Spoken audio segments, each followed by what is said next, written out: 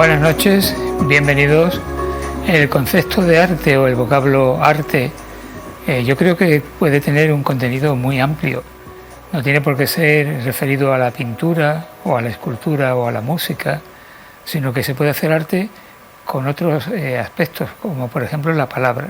Hacer de la palabra, del uso de la palabra escrita u oral, pues un arte no es nada fácil.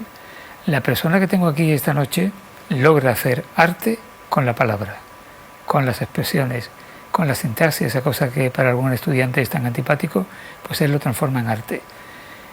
Es periodista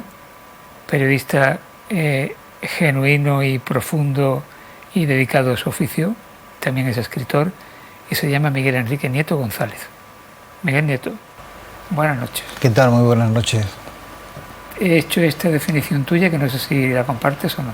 Siempre eres muy galante y te pasas, pero en lo que es el aprecio por la palabra y por haber sido o seguir siendo, pero ya quizás en la retaguardia, bastante responsable y bastante vindicador de su oficio de periodista y ahora de escribidor, que le gustaría decir a Mario Vargas Llosa, pues yo creo que es ajustado, la verdad. Ahí no te puedo decir que no, te lo agradezco, evidentemente. Como aquí mucho cariño se te nota. Como aquí se trata de recomendar unas cuantas películas y también un libro, pues eso es lo que vamos a hacer a lo largo de este programa, aparte de hablar de otros aspectos. Por ejemplo, ya que hablamos de arte, para ti, ¿qué es el arte? El arte está muy asociado, yo diría, aunque tenga un planteamiento quizás romántico, con la belleza. Quizás sea, por una parte, en su esencia, es buscar la belleza en cualquiera de las disciplinas, sea literatura, sea música, como has dicho. Esa sería un poco la parte superficial. Pero para mí el arte siempre, sea el que sea, tiene que impresionar, tiene que pulsar los sentimientos, el conocimiento de las personas. No te digo ya ni tan siquiera trascender, que es lo que quizás todo el mundo que practica arte o que se dedica a ello lo desea, ¿no? Perdurar, pero simplemente lo que sí está es una pulsión que no se entiende el arte si no hay una segunda persona, un segundo público que lo reciba y le zarandee. Quizás sea así muy simplemente, porque me has cogido de improviso. Ese aspecto quizá para mí es más importante incluso que el de la belleza, pero he querido ponerlo porque los canos en Fidia, en escultura, en fin, todos los diferentes estilos, al final todo se resume en que quien hace arte o quien demanda arte quiere que le conmueva. La conmoción tiene que estar ahí. Mira, ese análisis que acabas de hacer me sugiere algo que generalmente cuando surge la polémica entre el arte clásico apoyado en los cánones de belleza tradicionales, la belleza kantiana, que podríamos llamar, la belleza de la rosa o de la flor, con respecto al arte contemporáneo, que a veces es feo, tiene una estética un tanto, incluso a veces desagradable, pero es arte. Esta dicotomía que surge entre arte contemporáneo y moderno y arte clásico, ¿tú cómo la ves? ¿Crees que es un debate real? No, es el signo de los tiempos. Ni los elementos para hacer arte son los que eran, ni tampoco las personas que lo hacen, sobre todo las personas que lo hacen, ni la sociedad que genera ese tipo de manifestaciones artísticas son iguales. Con lo cual, sí es cierto que quizás lo veamos luego en las películas, hay saltos, hay precipicios, de cierto modo, puentes que se producen, fallas tectónicas casi, que implican un desgarro en la percepción que la gente tiene de lo que puede ser un estilo artístico. Pero si nos ponemos así, el cubismo parecía una astracanada, si quieres, una cosa incomprensible, y ya es algo muy asumido, incluso como se puede entender como un fenómeno artístico clásico, ¿no? Los impresionistas, por ejemplo, habría que recordar que impresionismo era un término despectivo. En el sentido de decir, mira, van a una exposición y dicen, mira, aquí está Renoir y los demás haciendo impresiones, no es arte, porque no se ve, pintan con puntos en el caso de Pizarro, pintan con apenas destellos, pinceladas, no lo entendían. Y fíjate la belleza implícita que tiene el impresionismo, luego el expresionismo, Van Gogh, con esos brochazos largos. No creo que nadie sea capaz de diferenciar dónde está la belleza y dónde está el que emocione. Y como lo principal yo creo que es eso que te comentaba antes, que zarandea a la gente, las obras abstractas, figurativas, que con respecto a las figurativas tienen una potencia. Se me ocurre ahora, me viene El grito de Munch. Sí, no, es un cuadro feo o bello, no, es un cuadro, es una expresión artística que demuele a la gente cuando la ve. El aspecto de si es o no canónico, si es o no bello, si es... queda en un absoluto segundo plano ante la potencia de una manifestación así. Miguel ha elegido 5 películas, como hacen todas las personas que vienen invitadas a este programa. Vamos a ver un fragmento, el tráiler, de la primera de ellas, que es un auténtico clásico, restaurado, vuelto a estrenar muy posteriormente, con banda sonora nueva, aunque es una película silenciosa o una película muda, de 1927, todo un clásico del cine, Napoleón.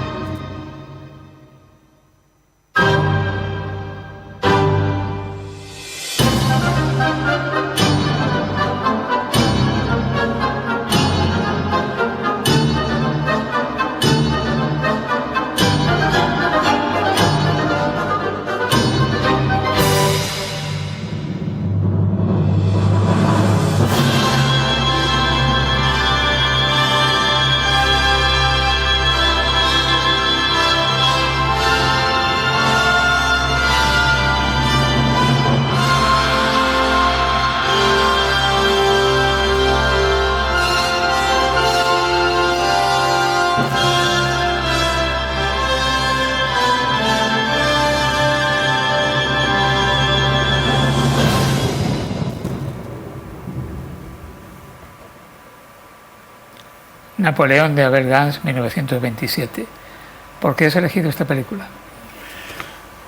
El encargo que hiciste ha sido como un desgarramiento y ha sido complicado. Yo me he centrado al final en... Como se dice clásicamente, un dardo envenenado. Sí, muy así.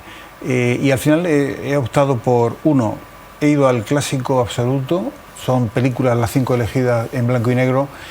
Y Abel Gance. En el Napoleón de Abel Gance, que es una desmesura en sí misma, está contenido todo el cine que vendrá. Y resume en ese momento del año 27 todo el cine que le ha precedido. Desde los momentos en los que se filma por los Lumière la salida de los obreros de su fábrica, o Chaumont, que quiero recordar que era la salida de la Misa del Pilar, por decir alguien en español. En esos tipos iniciales, el cine empieza a evolucionar y a crear un propio lenguaje, no el tono documental que tenía. Y lo hace por una parte por el tema quizás de entretenimiento, que será el cine de humor, cine cómico, que luego hablaremos de ello, y luego por ir explorando el nuevo lenguaje que se produce y la nueva sensación que es el poder contar historias en imágenes. Ya Méliès introduce, por ejemplo, los efectos especiales y todo lo demás, pero Abel Gance, con esta película, que iban a ser 6, es un proyecto, bueno, monumental absolutamente y desmesurado, como decía, que luego al final solo hace una, de 10 horas, que es la que logra estrenar luego en la sala francesa, que era un Olimpia o algo así, era de 6. Luego el montaje se le viene un poco al garete, muy difícil, y esta restauración última ha tardado 20 años en hacerse. Creo que la gente debe conocerlo. Y ahora que está en filming, que si lo ves el tráiler, que yo ese no lo había visto, parece una película de Ridley Scott, en el sentido dice, bueno, sí. Está, ¿no? Tiene una épica especial. Una épica enorme.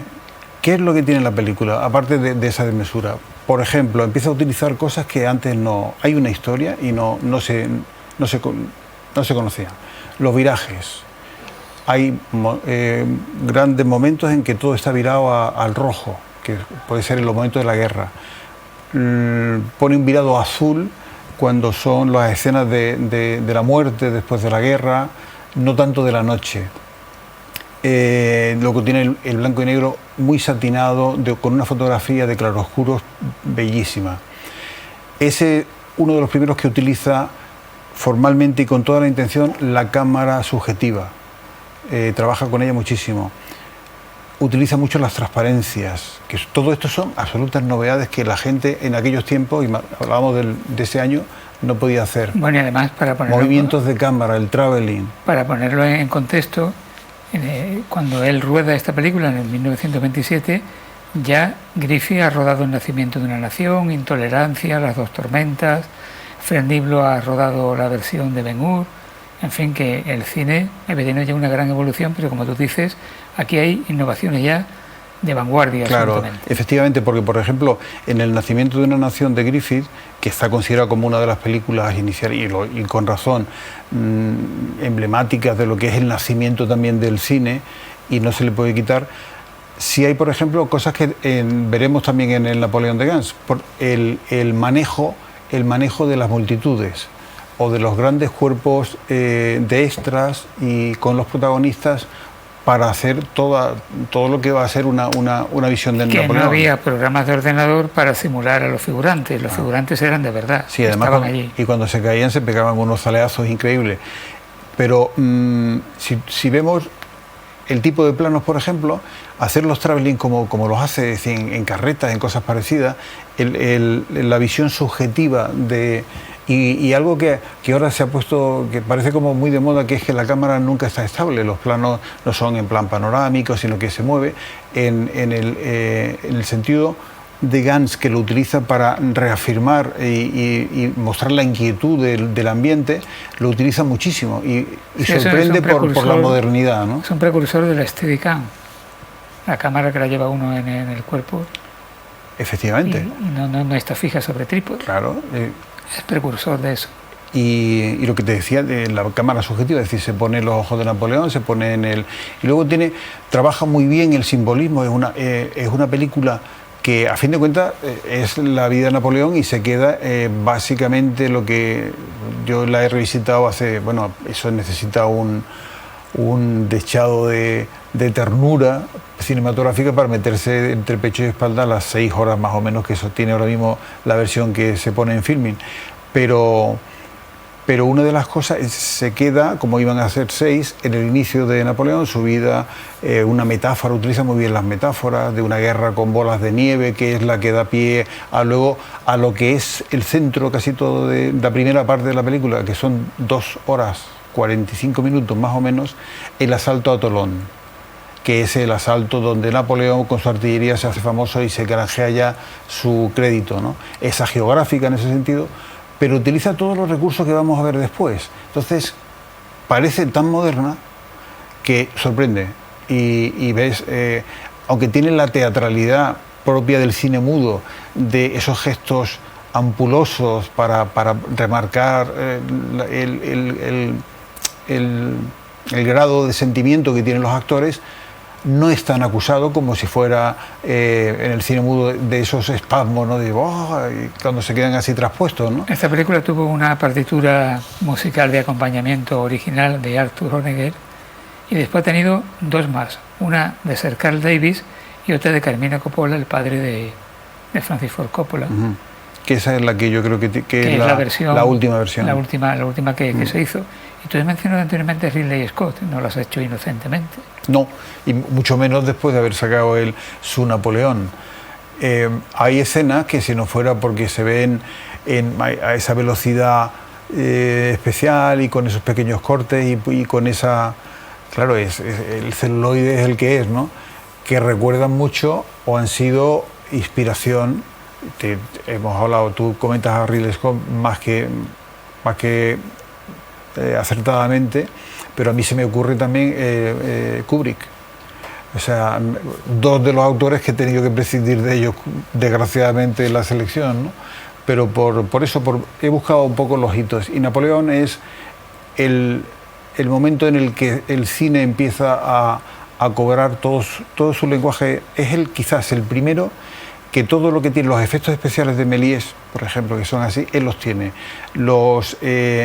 La dinámica de Chaplin, él la tiene también. Por supuesto, de los grandes que tú has Bueno, algunos de los efectos de Méliès no son propiamente de Méliès, eran de Segundo de Chaumont, efectivamente, este cineasta español que no aparece mucho en las historias del cine, pero que el hombre era un genio de los efectos especiales. Bueno, y además fue de los primeros después de Lumière, o sea que sí. Todo lo demás, hemos hablado de Griffith, luego podemos hablar de Dreyer, luego llegará a Fritz Lang, es decir, el lenguaje cinematográfico está muy temprano y muy completo, en el surrealismo incluso de las escenas. Y luego algo que al final no cuajó, que era que esta película se rodó en Polivisión. Eso es una de las anécdotas más divertidas, bueno, o quizás más curiosas de cara a los cinéfilos y en general a todos los que estén interesados en el mundo del cine, que era filmar con 3 cámaras, en 3 planos diferentes y luego con 3 proyectores que proyectaban. No es el Cinerama, que luego era... Pero es el antecedente. Claro, es el antecedente porque el Cinerama lo que hacía era utilizar 3 cámaras para luego confluir las imágenes y dar una mayor amplitud y densidad. En este caso no, permitía que si alguien revisita Napoleón verá que estaba previsto para que fueran 3 pantallas, era como hacer un tríptico, y a mí me recuerda a los Ringling Bros, a aquellos circos que tenían, que aquí no vimos ninguno, sí, obviamente, las 3 pistas donde había actuaciones en las 3 pistas. Entonces la central podía jugar con eso, ¿no? Bueno, era muy avanzado. Como el tiempo vuela en televisión, vamos a la segunda de las películas que tú has elegido. Del año anterior, del año 1926, un auténtico clásico de alguien que era un genio, no cabe la menor duda, se llamaba Buster Keaton. Esta película es El maquinista de la General.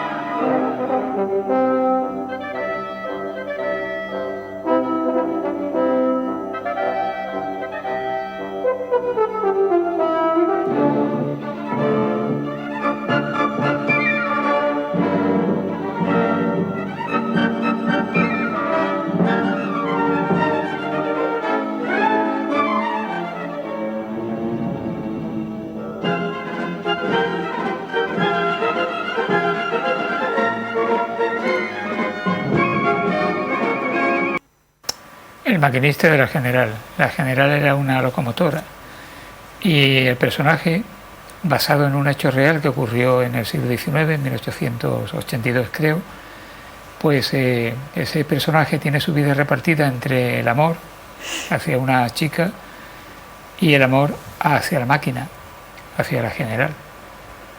Esta es una película que en España no se estrenó en su momento. Se estrenó en los años 60. No sé por qué. Pues quizá por el ápice revolucionario que tenía. Seguro. El asunto del sabotaje. Curiosamente la historia fue al revés. La historia real no serían los yanquis los que son los protagonistas, no los confederados. Buster Keaton quiso adrede cambiarlo. Para mí, y ahí coincido y no soy nada original con montones de críticos, es la obra cumbre del cine cómico de todos los tiempos, hablando de clásicos, ¿no? ¿Por qué no Chaplin? Se podrá decir que Chaplin tiene una filmografía más completa.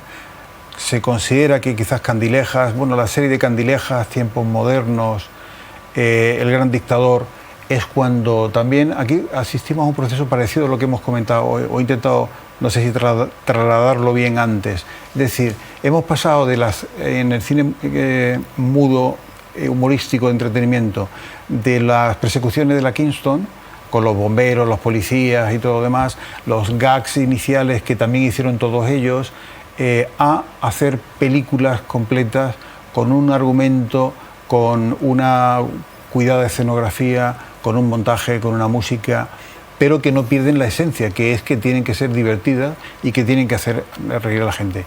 El Maquinista de la General es, aparte del personaje que podemos hablar de Buster Keaton como cómico fantástico, es un reloj. Es decir, tú vas viendo una trama que es tan simple como que él no sabe si anteponer el amor a su amada de toda la vida o a su amada de verdad, que es la locomotora, y en medio de la secesión se llevan la locomotora. Al final hay el típico giro de guión que en una de estas, cuando van y la secuestran y la recuperan, se llevan a la novia y él decide rescatarla. Él quiso ser voluntario, no lo aceptan. Y la película es una secuencia de gags eslabonados realmente descernillantes, pero además hechos por alguien que no solo es un maestro de la contención, porque si alguien conoce a Buster Keaton, aquí cara de palo, en su tierra le llamaban cara de piedra, es que no hace absolutamente ningún gesto en ninguno de los bretes en los que se encuentra. Y entonces todos los gags, que son muy cuidados, muy precisos, primero los ejecuta él. Ahí sigue la estela de Harold Lloyd, quizás fue más funambulista que él, pero como funambulista, como cómico y con esa elegancia y sutileza con lo que lo hace y de manera tan continuada, es realmente increíble. Como otras grandes películas, como le pasó también a Napoleón, esta película tuvo un recorrido en las salas bastante, ¿qué te diría yo? Discreto, tirando poco exitoso. Se recuperó 10 años después y claro, hubo además un despliegue de medios. El trabajo, hablando de efectos especiales, hay cine absolutamente en el manejo de las cámaras, en el manejo de los planos, en el montaje, pero los efectos especiales, la escena del tren cayendo del puente, es una escena maravillosa y además está contada desde todos los ángulos. Buster Keaton empezó como en un trío con su padre y tuvo muchísimos problemas. Hollywood no le trató muy bien. Es una película rodada con efectos muy actuales, quiero decir, con técnica o con frescura muy actual, muy contemporánea. No parece que sea una película de los años 20. Volvemos al otro, es decir, Napoleón no parece una película tan de los años 20, estamos hablando de hace 100 años hacían ese cine. Y ahora, gracias a la remasterización con el 4K, donde hemos recuperado la grandeza de la imagen, y ahora lo pueden estar viendo, pues todos los gags y toda la presencia, aunque parece muy primitivo, pues son locomotoras de vapor antiguas y las carreras son las que son, pero hay mucho cine. Y es difícil, si nos trasladamos a los tiempos actuales, ver qué película cómica, o con esa vis cómica, más allá incluso de lo que es el funambulismo y todo lo demás, podría estar a la altura de un trabajo como este. Buster Keaton es recuperado en los años 50, principios de los 50, por Charles Chaplin en Candilejas.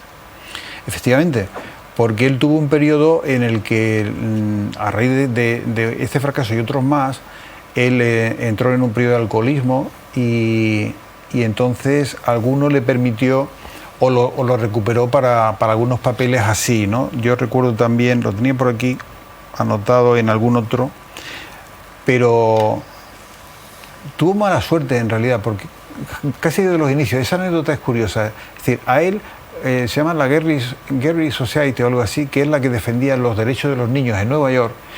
Él trabajaba desde los 5 años con su padre en un trío que se llamaba The Three Keaton, donde era un chaval pues que como un enano de estos, cuando se hacían esas salvajadas, lo tiraban al público, le pegaban de tortas y era muy duro, hasta el punto que el Buster se lo puso Houdini. Houdini colaboraba con su padre y una vez que se cayó de una escalera y no se hizo nada, con 3 años dijo, es a Buster Boy, y significa eso, pues grandullón, fuerte y todo lo demás. Y lograron que durante 2 años no pudiera subirse a los escenarios de Nueva York. De ahí su paso posterior a Hollywood. Fíjate esa secuencia en la que la fachada de la casa se le cae y justamente él queda pues por el hueco de la puerta. Luego tan repetida. Pero bueno, quiero decir que eso se rodó en aquel momento milimétricamente calculado, o sea que si no calculan bien, le pegan la cabeza. ¿Vamos? Claro, porque además es una estructura fuerte, sí, para que tuviera ese efecto de levantar el polvo y tal, no podía ser algo muy, muy, muy liviano. Hombre, no es hormigón armado, pero ese tipo de escena, y si te acuerdas bien, no sé si habrá salido, hay una escena también fantástica que es cuando se monta en las bielas, yo creo que se llama así mecánicamente, del tren, y el tren empieza a andar y él está pues comiéndose algo así con la cara de absoluta de adusto y de palo, de cierto modo, como decimos nosotros, y pum, pum, y esa escena es de una belleza, de una elegancia. Que si alguien todavía no ha visto esta película, que no deje de hacerlo y que se dé prisa, porque van a disfrutar y no hace falta que haya diálogos. Ni mucho menos, no se echa en falta. Y además se van a carcajear, es una película Pues sí. en la que no te sonríes, ¿no? Que te ríes. ¿Tú recuerdas, Miguel, cuál fue la primera película que tuviste en cine? No sabría decirte, pero yo me imagino que no tuve esa suerte. Yo tengo muchos recuerdos del Gordo y el Flaco, a mí me hacía mucha gracia. Y no sé si quizás en esos cortos fueran los primeros que yo vi, pero también recuerdo mucho las típicas de Romanos. Quizás porque las primeras películas... Igual hay una reflexión, ahora que caigo, seguramente las vidas de Cristo de Semana Santa fueron las primeras películas que veríamos tú y yo, seguramente, y luego ya en el cine de verano las propias de nuestro, iba a decir de nuestro sexo, no, de nuestra edad, que eran pues eso, las de romanos, las de indios vaqueros, las de Maciste, las de monstruos japoneses. Y luego alguna, y la de susto, que no es de terror ni de pánico, la de susto, pues de esas menos. Yo ahí tengo la anécdota de yo vivía en Tetuán 8, que es donde nací, y desde el balcón de mi cama yo tenía enfilado exactamente el cine de verano del Lid. Entonces, cuando... Del cine Alameda posteriormente, ¿no? Bueno, la Alameda estaría... Aparte del Marbella Cinema. El Marbella Cinema. Y el de las sillas de Anea, las chinches, ese tipo de cosas, y las mirindas. Y los altremuces. Exacto. Y entonces cuando había una de susto, aquí yo lo pasaba fatal, ¿no? Pero en cambio estaba esperando que pusiera alguna de vaqueros, de tiro y de indio, y esas eran las que yo recuerdo con más...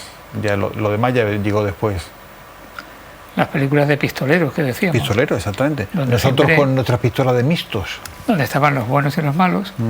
El bueno en Marbella se le llamaba el muchachillo. Aquí sí recuerda, yo creo que así compendios, como luego se ven en la tele, que lo vimos tanto, de todas estas películas de la Kingston, las primeras de Chaplin y todas esas, yo creo que ya las vimos en la televisión. Yo no recuerdo haberla visto en el cine. Pues sí, yo creo que... No sé, digo como primeras, ¿no? Después hemos sí, visto obviamente. En televisión, sí. Bueno, yo recuerdo que antes, cuando la televisión, bueno, es que televisión era en blanco y negro, no había ningún problema, porque hoy día las televisiones se resisten a programar ninguna película que sea en blanco y negro. Pero yo recuerdo este maquinista de la General proyectarse un sábado por la tarde en televisión española. O sea que se recurría a las películas del cine mudo también, casi en igualdad de condiciones. Ten en cuenta que, bueno, en aquel tiempo, y si nos vamos a... Si son clásicos ahora, en aquel momento casi cuando ya estaba Bogart haciendo de las suyas y tanta gente, era un cine muy asequible, y también socialmente en el tiempo de la dictadura eran cines amables, es decir, aquí no veíamos a lo mejor otro tipo de cine más comprometido. Yo, por ejemplo, expresionismo alemán, que es coetáneo a lo que luego vamos a hablar, pues poco cine hubo en la televisión española, ¿no? Yo creo que nunca se ha visto tanto cine en España de los años 60, del landismo, por ejemplo, que como se ve ahora, porque todas las televisiones en el fin de semana pasan de esas películas que hay que verlas en el contexto de la época, pero que yo creo que tienen gran valor viste desde hoy día, porque nos reflejan la sociedad española del momento.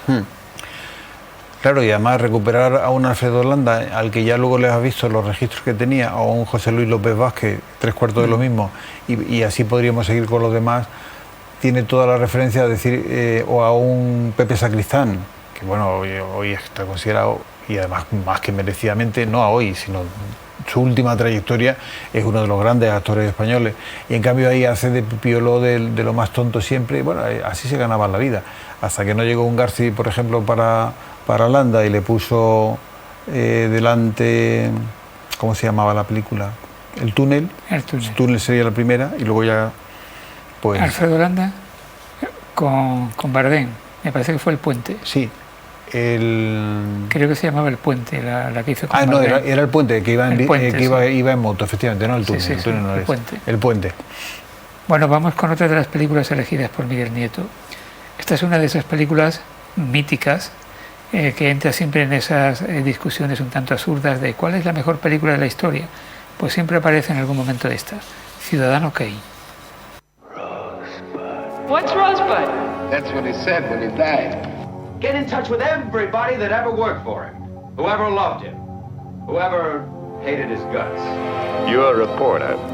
You want to know what I think about Charlie Kane. But he never believed in anything except Charlie Kane. He never had a conviction except Charlie Kane in his life. I wonder, you put all this stuff together, palaces, paintings, toys and everything, what would it spell? You're right, Mr. Thatcher. I did lose $1 million last year. I expect to lose $1 million this year. I expect to lose $1 million next year. You know, Mr. Thatcher, at the rate of $1 million a year, I'll have to close this place in 60 years. I made no campaign promises because until a few weeks ago, I had no hope of being elected. You don't care about anything except you. You just want to persuade people that you love them so much that they ought to love you back. There's only one person in the world to decide what I'm going to do, and that's me. People will think. What I tell them to think. You can't do this to me. It's you that this is being done to. Not me at all. I can't do this to you. Oh, yes, I can. Rosebud, dead or alive? Well, it's no trick to make a lot of money. All you want is to make a lot of money. Citizen Kane, Ciudadano Kane, de 1941, de Orson Welles, donde era una especie de Juan Palomo. Él se lo guisaba y él se lo comía con otra mucha gente. Yo creo que nadie tiene duda que Orson Welles era un genio. Sí, sin ninguna duda. Esta película, la única controversia que tiene es ver el tanto por ciento de gente que no la considera la película, la más grande película jamás filmada en el cine, que es muy limitado, quedan algunos que lo digan. El salto que el lenguaje y la técnica cinematográfica tiene con Orson Welles es alucinante, deja a todos perplejos. Igual luego no funcionó muy bien en taquilla, pero aquí sí, a nivel crítico, todo el mundo se quedó asombrado. Y es lo que tú dices, sí. Este hombre viene de hacer 3 años antes radio con el Mercury Theatre y hace una, ya es famoso, yo creo que todo el mundo, si no lo sabe, que se acuerde de que viene de ahí, hace una dramatización de la Guerra de los Mundos de H.G. Wells. Y entonces crea eran los periodos de justo antes de que empezara la Gran Guerra, la sensación de inseguridad y de miedo atávico a un conflicto nuclear o algo así parecido con Rusia o la Unión Soviética estaba muy latente, y es lo que hace Wells es traerse a los extraterrestres para acá. Es de tal verosimilitud lo que él propone, que crea un estado de pánico que no fue tanto como luego se dijo, porque fueron los periódicos los que lo amplificaron, pero es cierto que el impacto fue total. Resumen, con 25 años le dan $500.000 de la época para hacer 2 películas con la gente, con el equipo que quisiera, los actores que quisiera, y coge a casi todo el mundo, entre ellos Joseph Cotten, de su equipo del Mercury Theatre, con el guionista que quisiera, aunque él es co-guionista, hay la mano de un tal Mankiewicz, que si ven la película Mank, se la recomiendo, que habla justo sobre el proceso del guión de esta película Ciudadano Kane, es realmente increíble. Luego la música de Bernard Herrmann, que luego ustedes a lo mejor lo van a conocer mejor por Psicosis. Hitchcock se lo lleva porque ya tenía otros trabajos, pero viene también del Mercury Theatre, o sea, ya estuvo trabajando, sonorizando estas dramatizaciones que hacía. Y la fotografía de Gary Toland, que es una de las claves de la película. Los claroscuros, el blanco y negro, y luego la maestría de Wells. En realidad, lo que es inventar, no inventa nada, pero nadie utiliza el contrapicado como él lo hace. Por ejemplo, nadie utiliza los planos con un campo de profundidad. Campo de profundidad, para quien no entienda mucho de fotografía, es que algo que está cerca y lejos quede definido. Entonces lo hace forzadísimo. Y los planos secuencia. Claro, y los planos secuencia, que además significa que la cámara empieza y no hay un montaje, no hay un corte para el montaje. Es un ejemplo, yo creo que paradigmático, es el comienzo de Sed de Mar. Ese es probablemente... Porque eso es extraordinario. Cuando hablan de un plano secuencia, luego ha habido películas completas que no son realmente... En 1917 se considera como, de Sam Mendes, si no recuerdo mal, se considera como un plano secuencia toda la película. Ha habido La grandes Soga así. también de Hitchcock, aunque también... Claro, pero Sed de Mal, que también es de Orson Welles, con Charlton Heston, en Tijuana. Esa yo no me canso de verlo, y además a cualquiera que sea aficionado, o cójanla ustedes, porque solamente el inicio de la película, cómo la cámara va siguiendo y va retratando toda la escena, es así. Y elementos tan simples que luego fueron sorprendentes. Es decir, cuando hacen los contrapicados, imagínense ustedes que los estudios, como se ven en las películas en Broadway, en cualquier sitio, no tenían techo, porque el techo era donde estaba la iluminación. En cambio, él saca los techos, con lo cual da un dramatismo increíble a ese tipo de planos, y cuando no tiene techo, pues pone un satinado o algo parecido, ¿no? Esta película Ciudadano Kane comienza de una manera que después utilizaría mucho el neorrealismo, que es un falso documental. Cierto. Y luego también otra de las ventajas que tiene, que tampoco era muy conocido en el montaje y en el planteamiento de la obra, son que en realidad es todo un flashback. La película en sí habla de la película de Ciudadano Kane, que es un magnate que en los últimos años de su vida, una vez que un gran empresario, básicamente, aparte de político, gran empresario de la comunicación, con un periódico importantísimo en aquellos tiempos. Ese personaje tenía nombre. Exactamente. Entonces, una de las claves de la película es que ese personaje es Randolph Hearst, que fue prácticamente quien nos declaró la guerra de Cuba con el hundimiento del Maine, claro, que se inventaron, ¿no? Entonces, ese poder, y ahí hay una historia, es curioso, porque para que vean el papel que tiene aquí un guionista con el poderío de Mankiewicz. Mankiewicz era como el Truman Capote posterior de la fiesta y la sociedad. Entonces iba a las grandes fiestas que hacían en el castillo Hearst, pero como era un alcohólico y era bueno, hoy se podía decir que era un tocabolas, al final resulta que lo echan y dicen que usted no pisa más, esto después de haber hecho varios escándalos. Entonces Mankiewicz le coge una manía enorme a Hearst. Orson Welles quería hacer algo de un personaje retratado por otras, que es otra de las virtudes de este guión o de esta película, que no hay un narrador único que va contando la historia, sino que son diferentes testigos los que cuentan trozos de la historia. Es decir, la antigua ama de llaves, pues yo recuerdo a Randolph, en fin, a Ciudadano Kane, ¿no? De esta manera. Entonces, estos flashbacks van cambiando. Fíjate que hasta en un momento se pensó en hacerlo de Dillinger. O sea, fue una de las cosas que se barajó, porque la estructura era hacerlo así. Pero al final Mankiewicz puso como ejemplo a Hearst y se jugaron la historia, porque Hearst hizo lo imposible porque no se publicara se estrenara la película, y el proceso judicial fue tan intenso que al final fue la mayor propaganda que se le pudo hacer para la difusión de la cinta, y ganó el pulso Orson Welles, pero le costó en cierto modo de la carrera, porque ya no hizo la segunda película con RKO, me refiero en ese punto, porque ya luego él volvió a deslumbrar pues con Sed de Mal y otras tantas películas, ¿no?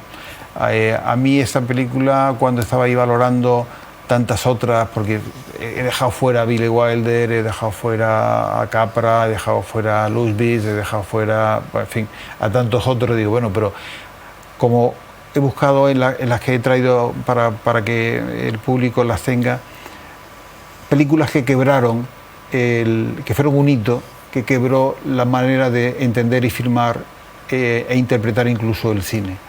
Hemos visto a Napoleón, hemos visto cada uno en su época y en su tiempo y con la técnica que había. John Ford lo he dejado fuera, o sea, me pueden pegar, ¿no? Bueno, tienes que venir otro día y seleccionar. Sí, porque es que sería tan interesante hablar sobre el proceso de descarte que he tenido que hacer tanto en las películas y le habrá pasado igual a los demás. Es una humillación intelectual digna de estudio, la verdad. Pues la siguiente película ya estuvo en el primer programa que hicimos de esta serie. El invitado, que era Paco Sanguino, ya eligió también el título que vamos a ver ahora un fragmento, que es pues una de las cumbres del neorrealismo de Vittorio De Sica, que es el director también, y siempre me gusta recordarlo, de Milagro en Milán, que es otro título imprescindible. Y esta película que digo no es otra más que El ladrón de bicicletas.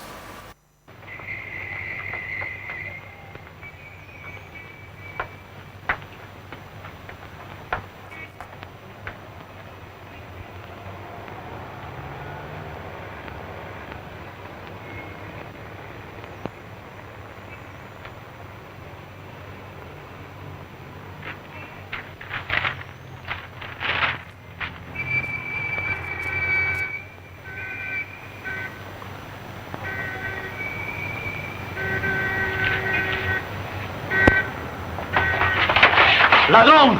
¡Ladrón! ¿Qué ha ocurrido?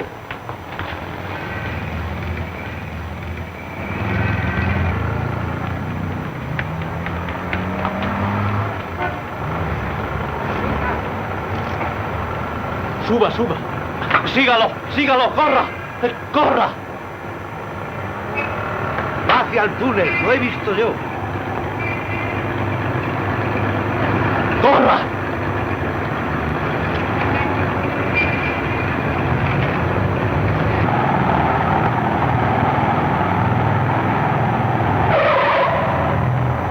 ¿Qué pasa? Vaya, me debo haber equivocado. Estaba seguro que había tirado por eso. Me lo cuentas mañana. ¿Qué culpa tengo yo?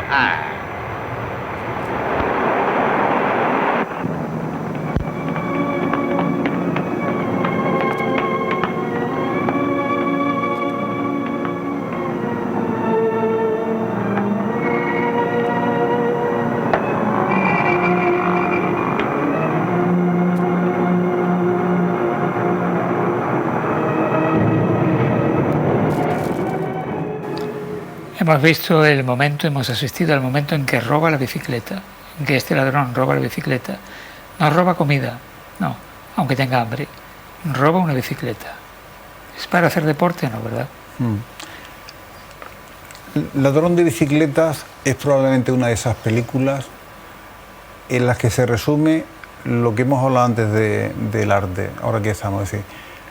Esta película es un golpe directo al estómago, aparte de decir, emociona. Y luego es una historia, como pretende el neorrealismo, de una simplicidad absoluta. Antonio consigue un trabajo, estamos en la época de la posguerra en Italia, periodo de pobreza, de hambre, de incertidumbre, y en el primer día de trabajo consigue también una bicicleta, que es su medio de transporte, a fin de cuentas su medio de vida, van y se la roban, que es la escena que vemos al principio. Y luego, junto a su hijo Bruno, nos va a contar la película las peripecias de intentar encontrar la bicicleta, de todas las vicisitudes con las que se encuentra, con una madre que está esperando en la casa, son planos que luego vendrán, y a fin de cuentas lo que habla es de un problema y hace un retrato maravilloso de cómo es la sociedad, en este caso italiana, de la época. ¿Por qué en mi caso he elegido el neorrealismo italiano cuando podría haber elegido la Nouvelle Vague, que es muy parecida en cuanto a componentes, o el expresionismo alemán, si se quiere? Porque es mucho más sincero y es mucho más real. El realismo tiene la diferencia que se centra precisamente en la sociedad, en las cosas cotidianas y las denuncia, evidentemente. En cambio, la Nouvelle Vague pues, es un poco más urbana. En este sentido, y luego, ¿por qué esta película? Porque podría haber cogido de Fellini, y sigo con el blanco y negro, ¿no? podrías haber cogido de quien se considera el fundador y el padre, que es Rossellini, con Roma Città Aperta, que una película maravillosa, o Stromboli. Y esta no deja de ser, De Sica se engancha con una película maravillosa justo al final de Pasolini también está, al final de este grupo de cineastas que intentan denunciar evidentemente lo que está ocurriendo, lo que es por la penuria, en otro lado, pero Pasolini lo hace con lo que es la represión a los homosexuales. Una película donde la mayoría de actores no son profesionales. Exactamente, esa es otra de las claves que diferencia, por ejemplo, a la Nouvelle Vague de Chabrol y de... bueno, son mucho más... de Truffaut también, del neorrealismo. Ellos utilizan a personajes que no son actores. O sea, ni tan siquiera no que no sean actores conocidos, como se suele decir, no son actores profesionales, con lo cual retratan de una manera mucho más eficaz, se podría decir también, el panorama, el paisaje de qué es lo que quieren, es plantearte, mira, así es el pueblo, así es la gente, pero en cambio una de las cosas que puede confundir, porque como aquí las películas siempre están dobladas, es que allí en Italia también las doblaban, es decir, al no ser actores, estas películas están dobladas, o sea que da la impresión de que el sonido es directo, pero tiene una buena producción y en realidad no es sonido directo. Vittorio De Sica es el director, que además Vittorio De Sica tiene una filmografía amplia también como actor. Era un actor importante también. Sí, cierto, igual que, bueno, Rossellini digamos que nos trajo a una gran actriz que fue Isabella Rossellini, ¿no? A mí el neorrealismo italiano es un movimiento que también fue pictórico, ¿no? Que siempre me ha enganchado mucho, porque, ¿cómo te diría? Es muy sincero, es muy veraz y es muy comprometido, en el sentido de que, por ejemplo, por eso muchas de esas películas a veces se colaron en España, pero claro, la de Pasolini no. Pero algunas se coló porque no le dieron mayor importancia, porque las escenas parecían cotidianas. Un hombre al que le roba la bicicleta y luego tiene dificultades para encontrarla. Nieves Conde en España intentó hacer un neorrealismo a la española, por ejemplo con Surcos, y también la censura se lo tragó. La censura no era muy inteligente. No, eso siempre lo comentaron Bardem, Berlanga y demás, aunque se producían hasta Canadá de hacer pasar... Bueno, quizás la mayor fue la de Mogambo, ¿no? Aunque nos vayamos al color, aquello fue lo de Grace Kelly, convertirle hermanos. En lugar de amantes, hermanos. En vez de amante lo tradujeron en un incesto. O sea, sí, realmente. Como esa hay muchas, Cela también lo cuenta. Bueno, como el tiempo se pasa rápidamente, vamos con la última de las películas, Miguel, que tú has elegido, que es una película española, un clásico, que ya se trató también en este programa, pero hoy vamos a ver otro fragmento y vamos a contar con tu impresión. El verdugo de Luis García Berlanga. Qué buen día hace, ¿verdad?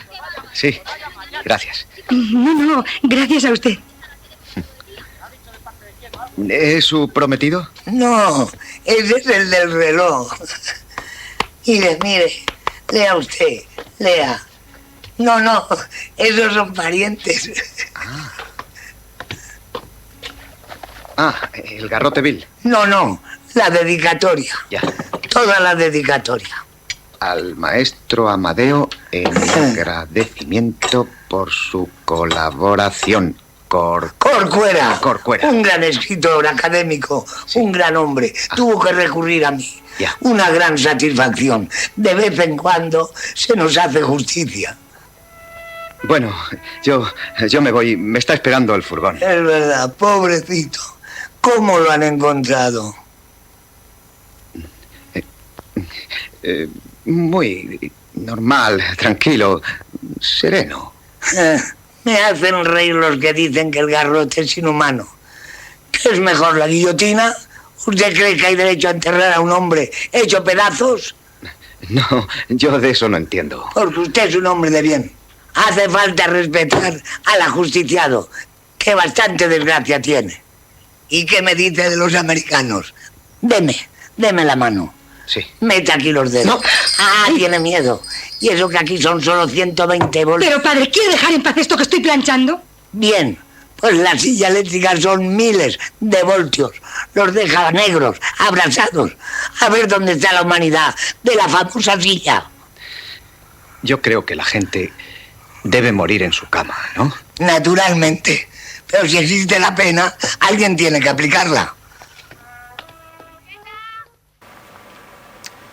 Un alegato contra la pena de muerte, El verdugo de Berlanga, que se promocionó en aquel momento, y veíamos en el programa anterior el tráiler, se promocionó como prácticamente una comedia.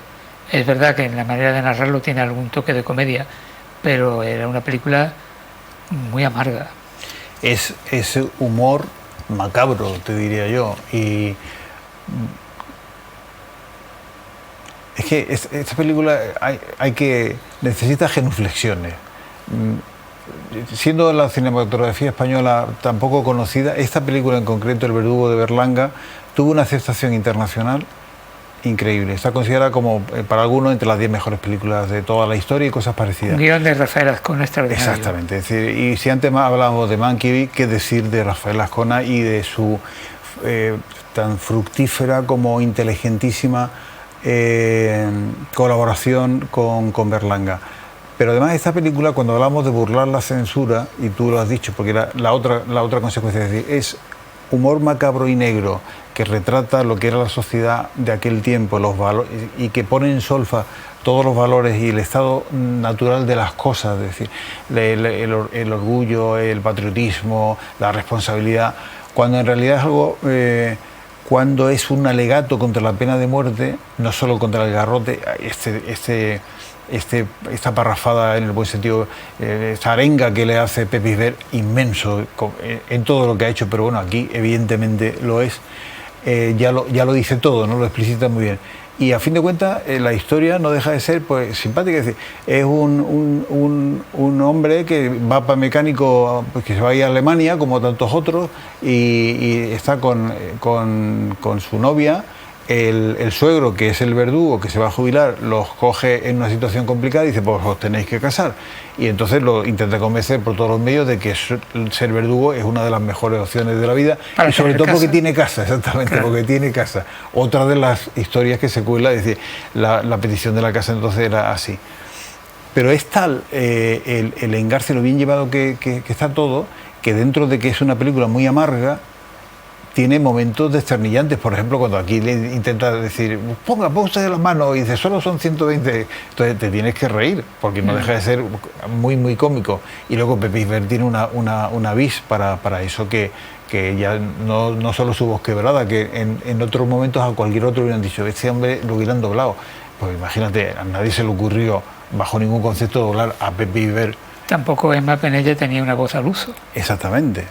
Emma Penella tenía una voz muy grave. Extraordinaria actriz. Exactamente. Y bueno, de ahí también surge, aunque ellos no lo fueron, hay una anécdota de Ciudadano Kane, que fue que cuando Orson Welles vio, no recuerdo quién era, es que igual lo puedo mirar, el doblaje que le hicieron en España, se quedó tan maravillado. Y lo tuvieron que repetir porque salió mal en cuanto que la música de Herman se mezclaba y todo eso, pero el doblaje le pareció fantástico y lo volvieron a hacer todo para que fuera el mismo doblador. Luego si eso lo miramos, o si no lo miran ustedes, porque no me acuerdo. Y es la gran cantera de actores de doblaje, porque son actores que ha tenido España. Cierto es que era por doblar por narices, y eso nos ha hecho que tú y yo de inglés sepamos lo que sepamos, que somos unos mindundi, pero hay que reconocer que los dobladores españoles son fantásticos. El verdugo tenía esa característica de prácticamente todas las películas de Berlanga de ser una película coral. Aparecen muchos personajes y unos secundarios impagables. Claro. El cine español, ahí están todos. Esa es otra. En todas las de Berlanga también, si nos vamos a Plácido, claro, ¿cómo elegir, no? Aquí están muchos, están Alfredo Landa, Manuel Alexander, además, esta época lo hemos hablado antes de entrar, un poco como homenaje a los ausentes, en el caso mío de no haberlo metido. Hombre, en la época de Viridiana, de Buñuel, cierto es que fue México y lo demás. En la época del Bardén de Muerte de un ciclista, de Calle Mayor, que quizás Calle Mayor yo creo que yo he estado dudando entre este y Calle Mayor, te lo digo. En la época de Saura, No solo la caza. O sea, hay una serie de cineastas españoles que brillan cuando en otros lados pues están haciendo cosas también muy interesantes, pero no tiene nada que envidiarle, ¿no? Bueno, aparte de las 5 películas, también a nuestros invitados pedimos que recomienden un libro, un autor. Y claro, yo cuando llamé a Miguel Nieto digo, estoy seguro que va a elegir un libro de Mario Vargas Llosa, el Premio Nobel de Literatura, que tiene ya 88 años. Pero lo tenemos ya muy mayor. Sí. De hecho, ya dejó de escribir hace un año así. Claro, porque además es que tú lo conoces personalmente, a lo largo de tu vida tú lo has conocido, has tenido bastante trato con él. ¿Y qué libro has traído? Pues mira, como puedo contar, más que anécdotas, vivencias, me lo preguntó él.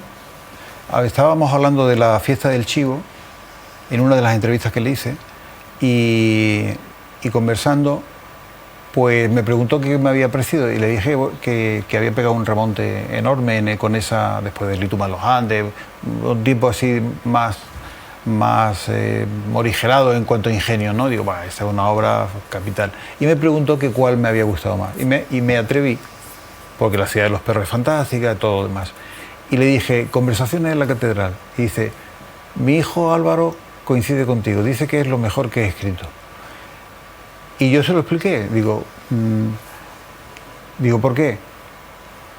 Pues porque a mí me conmociona ese libro. Es decir, es un libro que es enorme. Yo he traído, que no es la mía en realidad, porque no la he encontrado la mía, pero esta es la primera edición de La Guerra del Fin del Mundo. La Guerra del Fin del Mundo. Hemos hablado un poco de las otras. Entonces, La Guerra del Fin del Mundo es para mí mejor que Conversaciones en la catedral, o al menos a mí me impactó más. Y como tu propuesta era decir, tráete un libro que tú recomendarías, digo, pues yo recomendaré algo que a mí me dejó patitieso. La Guerra del Fin del Mundo yo creo que puede considerarse prácticamente como una novela histórica. Y realmente, es decir, porque muchos confunden que Mario Vargas Llosa es parte del realismo mágico, y realmente Mario es más un integrante del boom de la literatura latinoamericana o hispanohablante.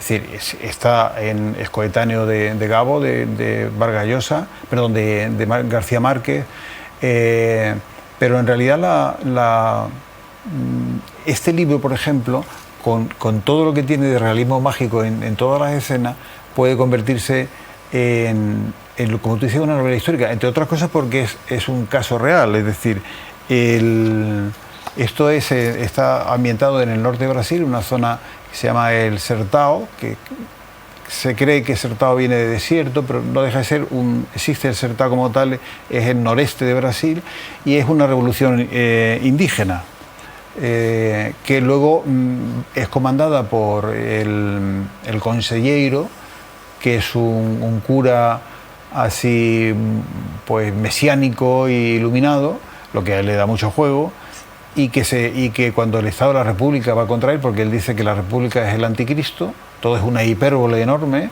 los personajes, los nombres, entonces se produce que el ejército va a sojuzgarlo, ¿no? Y son 4 embestidas, que son las 4 partes del libro, que es muy largo y muy denso, pero que merece la pena. Y hasta que al final sí los aniquilan. Entonces es una tragicomedia, es una novela histórica. El poblado de esta novela es Canudo, es la guerra de los canudos. Exactamente, la guerra de los canudos es realmente el hecho histórico como tal. Sí, en ese poblado que ya digo que es ese nombre, porque él era especialista también en inventar ambientes propios, por ejemplo Macondo, ¿no? Pero mientras Macondo era ficticio, este es real. Bueno, nos quedamos sin tiempo, Miguel. Sobre todo desarrolla muchísimo el mundo onírico. El contacto que tiene con el realismo mágico es eso, en hacer verosímiles situaciones que de por sí no lo son, aunque tienen una base histórica. Sí. Te agradezco mucho que hayas venido. Hemos estado hablando de películas intensamente y nos hemos quedado sin tiempo. Y yo que había venido a hablar de mi libro, o sea que... Bueno, porque tú tienes un libro que se presenta el 14 de diciembre. Sí, va a ser el primer libro, Asalto Literario Serio 1, que ha escrito tanto, un libro de relatos que sí, ya tiene editor y hoy justo me han llegado las galeradas, o sea que estamos ya a ese nivel, comportado. Pues nada, el día 14, ¿dónde se va a presentar? En el Casino Recreativo. Pues ya cuando se aproxime ese día volveremos a hablar de tu libro. Bueno, era una broma que venía a hablar de mi libro. Pero he venido a hablar de los libros de otros, por cerrarlo, y de las películas. Te agradezco el harakiri porque me ha hecho revisar un poco toda la filmografía que he visto y digo, hombre, algo de cine hemos visto. Pues espero que hayamos suscitado la curiosidad para que ustedes se hagan con esas películas y la disfruten. Buenas noches.